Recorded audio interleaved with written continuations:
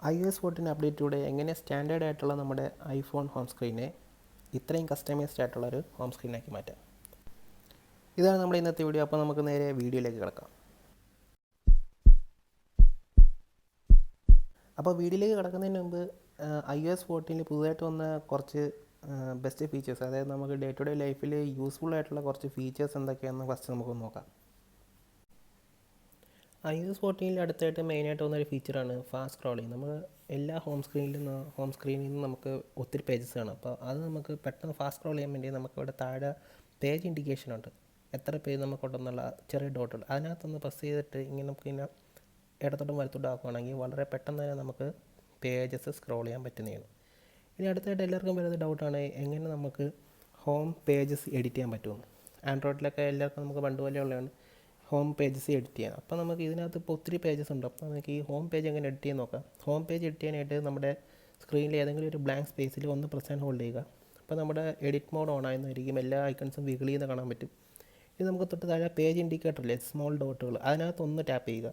ഒന്ന് ടാപ്പ് ചെയ്ത് കഴിയുമ്പോൾ നമ്മുടെ അവൈലബിൾ ആയിട്ടുള്ള എല്ലാ ഹോം പേജസും നമുക്ക് കാണാൻ പറ്റുന്നതാണ്. അപ്പോൾ ഈ ടിക്ക് മാർക്ക് അൺചെക്ക് ചെയ്യുന്ന വഴി നമുക്ക് ആവശ്യമുള്ള പേജ് മാത്രം നമുക്ക് ആക്റ്റീവാക്കി ഇടാൻ പറ്റും. എന്നിട്ട് മേളിൽ ഡൺ കൊടുക്കുകയാണെങ്കിൽ ആ ഒരു പേജ് മാത്രമായിരിക്കും നമുക്കിവിടെ കാണാൻ പറ്റുന്നത്. വേറെ പേജസ് ഒന്നും വരത്തില്ല. അടുത്തതായിട്ട് iOS 14 വന്ന വളരെ നല്ലൊരു ഫീച്ചറാണ് ബാക്ക് ടാപ്പ് എന്ന് പറയുന്നത്. അപ്പോൾ അത് ഇനേബിൾ ചെയ്യാനായിട്ട് ഫസ്റ്റ് നമുക്ക് നമ്മുടെ ഫോണിന് ഗ്ലാസ് ബാക്ക് ആയിരിക്കണം. അതായത് iPhone 8 മുതൽ മുകളിലോട്ടുള്ള ഫോൺസിൽ മാത്രമേ ഈ ഒരു ഫംഗ്ഷൻ വർക്ക് ചെയ്യത്തുള്ളൂ. അതായത് വയർലെസ് ചാർജിങ് ഉള്ള ഫോൺസ് ആയിരിക്കണം. അപ്പോൾ അതിനായിട്ട് ഫസ്റ്റ് നമുക്ക് നേരെ നമ്മുടെ സെറ്റിങ്സ് ഒന്ന് ഓപ്പൺ ചെയ്യുക. സെറ്റിങ്സ് ഓപ്പൺ ചെയ്തിട്ട് നേരെ താഴോട്ട് സ്ക്രോൾ ചെയ്ത് ആക്സസബിലിറ്റി സെലക്ട് ചെയ്യുക. ആക്സസബിലിറ്റിയിൽ നിന്ന് ടച്ച് എന്ന് പറയുന്ന ഓപ്ഷൻ സെലക്ട് ചെയ്യുക. എന്നിട്ട് നേരെ താഴെ സ്ക്രോൾ ചെയ്യുമ്പോൾ ബാക്ക് ടാപ്പ് എന്ന് പറയുന്നൊരു ഓപ്ഷൻ അവിടെ ഉണ്ട്, അത് സെലക്ട് ചെയ്യുക. അപ്പോൾ ഇവിടെ രണ്ട് ഓപ്ഷൻ ഉണ്ട്, ഡബിൾ ടാപ്പ് ഉണ്ട്, ട്രിപ്പിൾ ടാപ്പ് ഉണ്ട്. അപ്പോൾ നമുക്ക് ഡബിൾ ടാപ്പ് ഒന്ന് പ്രസ് ചെയ്യാം. ഡബിൾ ടാപ്പ് പ്രസ് ചെയ്യുമ്പോൾ നമുക്ക് ഏത് ഫംഗ്ഷനാണോ വർക്ക് ആവേണ്ടത് അതിവിടെ ലിസ്റ്റിലുണ്ട്. അപ്പോൾ ഞാനിവിടെ ഡബിൾ ടാപ്പിന് ആപ്പ് സ്വിച്ചറാണ് യൂസ് ചെയ്യുന്നത്. എന്നിട്ട് നമുക്ക് ട്രിപ്പിൾ ടാപ്പ് ഉണ്ട്. ട്രിപ്പിൾ ടാപ്പ് ഞാൻ ഹോമാണ് യൂസ് ചെയ്യുന്നത്. അപ്പം ഞാൻ ഈ ഫോണിലൊരു കേസ് ഉപയോഗിക്കുന്നുണ്ട്. പിന്നെ നമുക്ക് ഇതൊന്ന് വർക്ക് ചെയ്യുന്നത് നോക്കാം. ഞാൻ ഇപ്പോൾ ഒരു മെനു എടുത്ത് വെച്ചിട്ടുണ്ട് ഇവിടെ, അത് വർക്ക് ചെയ്യുന്ന കാണിയായിട്ട്. ഇത് നമുക്ക് ഫോണിൻ്റെ ബാക്കിൽ ഒന്ന് ഡബിൾ ടാപ്പ് ചെയ്ത് നോക്കാം. ആ സ്വിച്ചർ ഓൺ ആവുന്നുണ്ട്. വീണ്ടും ഡബിൾ ടാപ്പ് ചെയ്ത് ആ ഓപ്ഷനിലേക്ക് വരും. ഇനി നമുക്ക് ഹോമിൽ പോകാനായിട്ട് ട്രിപ്പിൾ ടാപ്പ് ചെയ്യുക. അത് നമ്മുടെ ഹോം ബട്ടൺ എത്തിയിട്ടുണ്ട്. ഇനി നമുക്ക് ഡബിൾ ടാപ്പ് ചെയ്താൽ നമ്മുടെ പഴയ ഓപ്ഷനിൽ എത്തുന്നതായിരിക്കും.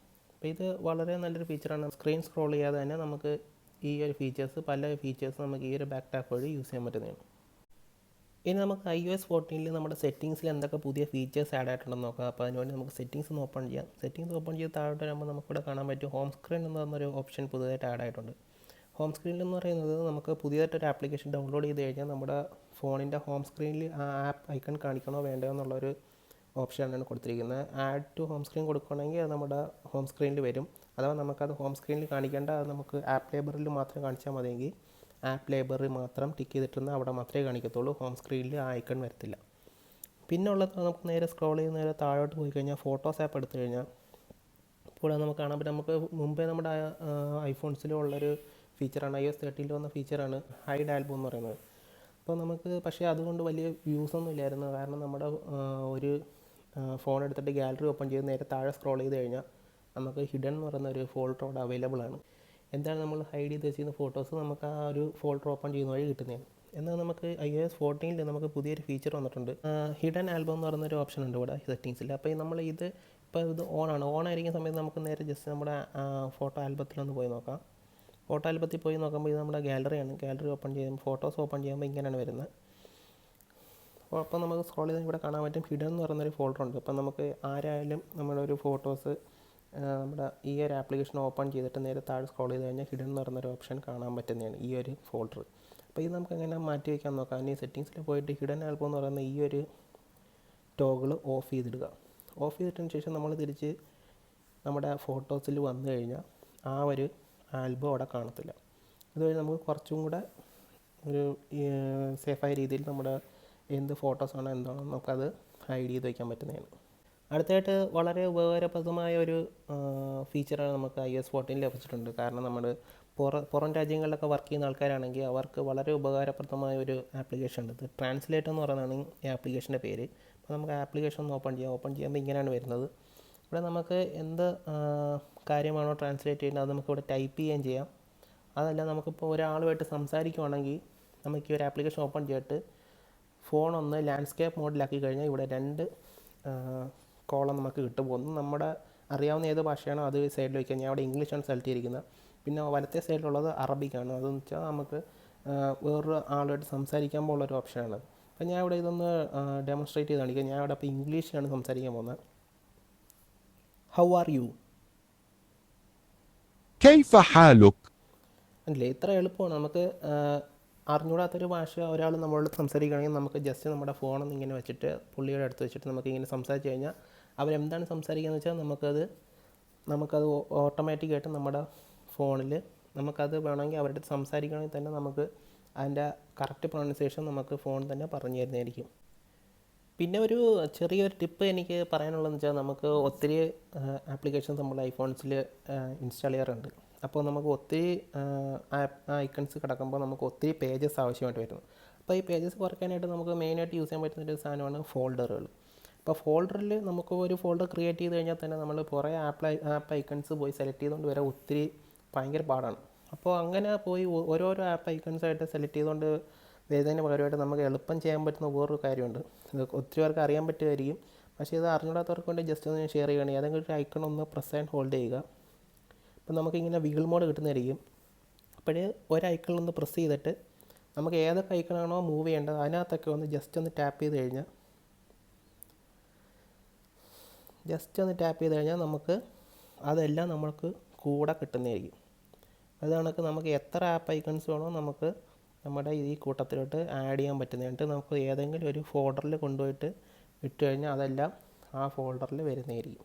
ഇത് ജസ്റ്റ് ഒന്ന് ഷെയർ ചെയ്യണമെന്ന് തോന്നി അതുകൊണ്ട് ഷെയർ ചെയ്തതാണ്. iOS 14 വന്ന ഫീച്ചറല്ല, അതിന് മുമ്പേ ഉള്ള ഫീച്ചറാണ്.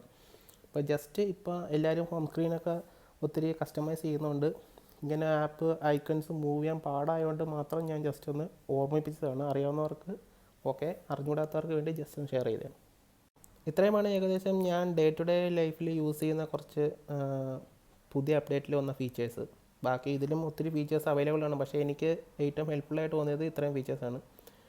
അപ്പോൾ ഇനി നമുക്ക് നേരെ നോക്കാം എങ്ങനെ നമ്മുടെ ഐഫോൺ കുറച്ചുകൂടെ ബെറ്ററായ രീതിയിൽ കസ്റ്റമൈസ് ചെയ്യാൻ പറ്റുമെന്ന്. ലൈക്ക് ആൻഡ്രോയിഡ് ഫോൺസിൻ്റെ അതേ റേഞ്ചിൽ നമുക്ക് എങ്ങനെ ഒരു ഐഫോൺ കസ്റ്റമൈസ് ചെയ്യാൻ പറ്റും നോക്കാം. അതിന് വേണ്ടി നമുക്ക് iOS 14 ലഭിച്ച ഒരു മെയിൻ ഫീച്ചറാണ് വിഡ്ജറ്റ്സ്. അപ്പോൾ നമുക്ക് വിഡ്ജറ്റ്സ് എങ്ങനെയാണ് ആഡ് ചെയ്യുന്നത് നോക്കാം. വിഡ്ജറ്റ്സ് ആഡ് ചെയ്യാൻ വേണ്ടി നമ്മൾ ഏതെങ്കിലും ഒരു ബ്ലാങ്ക് സ്പേസിൽ ജസ്റ്റ് ഒന്ന് ടാപ്പ് ആൻഡ് ഹോൾഡ് ചെയ്യുക. ടാപ്പ് ആൻഡ് ഹോൾഡ് ചെയ്യുമ്പോൾ നമുക്ക് ഇങ്ങനെ ഒരു വിഗിൾ മോഡ് കിട്ടുന്നതായിരിക്കും. അതിൽ ഏറ്റവും മേളിലൊരു പ്ലസ് ഐക്കൺ ഉണ്ട്. പ്ലസ് ഐക്കൺ പ്രസ് ചെയ്ത് കഴിഞ്ഞാൽ നമുക്കിവിടെ അവൈലബിൾ ആയിട്ടുള്ള വിഡ്ജറ്റ്സ് ലഭ്യമാണ്. ഒത്തിരി വിഡ്ജറ്റ്സ് നമുക്ക് ലഭ്യമാണ്. അപ്പോൾ ഞാൻ ഇവിടെ എൻ്റെ ഒരു സെറ്റപ്പ് ഫസ്റ്റ് കാണിക്കാം. ഞാൻ ചെയ്തിട്ടുള്ള എൻ്റെ ഒരു വിഡ്ജറ്റ്സ് ഞാൻ ഫസ്റ്റ് കാണിക്കാം. എന്നിട്ട് നമുക്കത് എങ്ങനെയാണ് ചെയ്യുന്നതെന്ന് നോക്കാം. അപ്പോൾ ഇതാണ് എൻ്റെ ഇപ്പോഴത്തെ കറണ്ട് ഐഫോൺ സെറ്റപ്പ്. വളരെ ബേസിക്കായിട്ടും വളരെ മിനിമലായിട്ടും ചെയ്തിരിക്കുന്ന ഒരു സെറ്റപ്പാണിത്. എനിക്ക് ഡെയിലി ഡേ ടു ഡേ ബേസിൽ യൂസ്ഫുൾ ആയിട്ടുള്ള ഇൻഫർമേഷൻസ് മാത്രമേ ഞാൻ ഈ ഒരു സെറ്റപ്പിൽ യൂസ് ചെയ്തിട്ടുള്ളൂ. ഇപ്പോൾ ഇവിടെ കാണാൻ പറ്റും, വളരെ ബേസിക്കാണ്. 3 വിഡ്ജറ്റ് ഉണ്ട്, പിന്നെ കുറച്ച് ഐക്കൺസ് മാത്രമേ ഉള്ളൂ. ഒരേ ഒരു പേജ് മാത്രമേ നമുക്ക് ഈ ഒരു സെറ്റപ്പിലുള്ളൂ. പിന്നെ വരുന്നത് ആപ്പ് ലൈബ്രറിയാണ്. ഇവിടെ കാണാൻ പറ്റും, ഫസ്റ്റ് തന്നെ ഒരു ഫോട്ടോ വിഡ്ജറ്റാണ് ഞാൻ യൂസ് ചെയ്തിരിക്കുന്നത്. ഇത് ഐഫോൺസിൽ സ്റ്റാൻഡേർഡായിട്ട് വരുന്ന വിഡ്ജറ്റ് അല്ല, ഇത് ഒരു തേർഡ് പാർട്ടി ആപ്പിൽ നിന്ന് വരുന്നൊരു വിഡ്ജറ്റാണ്. അപ്പോൾ വിഡ്ജറ്റ് ഏതാണെന്ന് ഞാൻ ജസ്റ്റ് ഒന്ന് കാണിച്ചു തരാം. ഫോട്ടോ വിഡ്ജറ്റ് എന്നാണ് ഈ ആപ്ലിക്കേഷൻ്റെ പേര്. മൊത്തം ഈ ഒരു വിഡ്ജറ്റിൻ്റെ യൂസ് എന്ന് പറയുന്നത് ജസ്റ്റ് ഫോട്ടോസ് മാത്രമേ നമുക്ക് ഡിസ്പ്ലേയിൽ കാണിക്കാൻ വേണ്ടിയാണ് ഈ ഒരു വിഡ്ജറ്റ് യൂസ് ചെയ്യുന്നത്. ഈ ഒരു വിഡ്ജറ്റിൽ മൊത്തം 30 ഫോട്ടോസ് ആഡ് ചെയ്യാൻ പറ്റും. ഇപ്പോൾ ഇവിടെ കാണാൻ പറ്റും, ഞാൻ ജസ്റ്റ് ഒരേ ഒരു ഫോട്ടോ മാത്രമേ ഇതിനകത്ത് ആഡ് ചെയ്തിട്ടുള്ളൂ. 1 of 30 എന്നാണ് കാണിക്കുന്നത്. ഒരേ ഒരു ഫോട്ടോ മാത്രമേ ഞാൻ ആഡ് ചെയ്തിട്ടുള്ളൂ. നമുക്ക് 30 ഫോട്ടോ വരെ ഇതിൽ ആഡ് ചെയ്യാൻ പറ്റും. പിന്നെ 30 ഇവിടെ ഒരു ഫോട്ടോ ഇൻ്റർവൽ ടൈം എന്ന് പറയുന്നുണ്ട്, റിഫ്രഷ് ഇൻ്റർവൽ.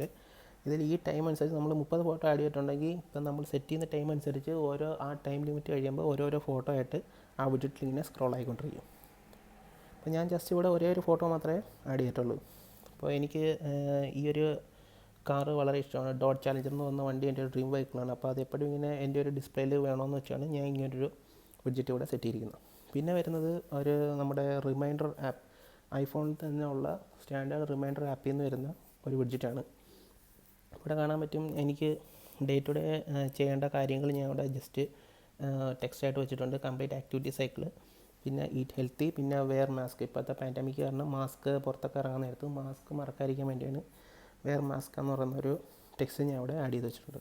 ഇവിടെ തൊട്ട് താഴെയായിട്ട് വരുന്നത് ഒരു 4 ടൈം സോണുള്ളൊരു വിജറ്റാണ്. അപ്പോൾ ഞാനിപ്പോൾ കറൻ്റ് ഇതിനകത്ത് ഇന്ത്യൻ ടൈം സോണുണ്ട്, ദുബായ് ടൈമുണ്ട്, ന്യൂയോർക്ക് ടൈമുണ്ട്, പിന്നെ ലണ്ടൻ ടൈമുണ്ട്. അപ്പം ഞാൻ കറൻ്റ് ഇപ്പോൾ ദുബായിലാണ് വർക്ക് ചെയ്യുന്നത്. അപ്പോൾ അതിന് വേണ്ടിയാണ് ഞാൻ ഈ ഒരു ടൈം സോൺസ് സെറ്റ് ചെയ്തിരിക്കുന്നത്.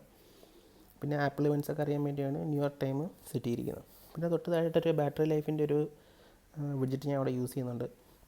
അപ്പോൾ അതെന്ന് പറയുന്നത് ജസ്റ്റ് എൻ്റെ ബ്ലൂടൂത്ത് ആക്സസറീസ് ഏതൊക്കെയാണോ അതിൻ്റെയൊക്കെ ബാറ്ററി ലൈഫ് അറിയാൻ വേണ്ടിയാണ് ഞാൻ അങ്ങനെ ഒരു വിഡ്ജറ്റ് ഇവിടെ സെറ്റ് ചെയ്ത് വെച്ചിരിക്കുന്നത്. പിന്നെ ഇവിടെ തൊട്ട് സൈഡിലായിട്ട് കാണാൻ പറ്റും വളരെ കസ്റ്റമൈസ്ഡ് ആയിട്ടുള്ള ഐക്കൺസാണ് ഇവിടെ അവൈലബിൾ ആയിട്ടുള്ളത്. പിന്നെ ഈ ഐക്കൺസിനൊന്നും ലേബൽസ് ഇല്ല. അപ്പോൾ ഇത് ഞാൻ ചെയ്തതെന്ന് പറഞ്ഞാൽ നമ്മുടെ ഐഫോൺസിൽ തന്നെ അവൈലബിൾ ആയിട്ടുള്ള ഷോർട്ട് കട്ട്സ് എന്ന് പറയുന്ന ആപ്ലിക്കേഷൻ ഉപയോഗിച്ചാണ് ഞാൻ ചെയ്തിരിക്കുന്നത്. അപ്പോൾ അതിൻ്റെ ഇങ്ങനെ ഐക്കൺസ് ചെയ്യുന്നതിൻ്റെ ഒരു ട്യൂട്ടോറിയൽ വീഡിയോ ഞാൻ ഓൾറെഡി ചെയ്തിട്ടുണ്ട്. അതിവിടെ തൊട്ട് മുകളിലായിട്ട് അല്ലെങ്കിൽ തൊട്ട് വീഡിയോ ഡിസ്ക്രിപ്ഷനിൽ അവൈലബിൾ ആയിരിക്കും. അവിടെ കയറി കഴിഞ്ഞാൽ നിങ്ങൾക്ക് ആ ഒരു വീഡിയോ കാണാൻ പറ്റുന്നതായിരിക്കും. അപ്പോൾ ഇത്രയുമാണ് നമ്മുടെ ഇന്നത്തെ വീഡിയോ. അപ്പം വീഡിയോ ഇഷ്ടപ്പെട്ടെങ്കിൽ എല്ലാവരും ലൈക്ക് ചെയ്യുക, ഷെയർ ചെയ്യുക, കൂടെ നമ്മുടെ ചാനൽ സബ്സ്ക്രൈബ് കൂടെ ചെയ്യുക. പിന്നെ തൊട്ടടുത്താണ് ബെല്ലൈക്കണും കൂടെ ഇനേബിൾ ചെയ്യുക. അപ്പം ഫ്യൂച്ചർ വീഡിയോസ് ഇടുമ്പോൾ നിങ്ങൾക്ക് അത് നോട്ടിഫിക്കേഷൻ ലഭിക്കുന്നതായിരിക്കും. അപ്പോൾ ഇതുപോലത്തെ കസ്റ്റമൈസ്ഡ് ആയിട്ടുള്ള ഹോം സ്ക്രീൻ സെറ്റപ്സ് ആയിട്ടുള്ള പുതിയ വീഡിയോസുമായി കാണുന്നതായിരിക്കും. See you.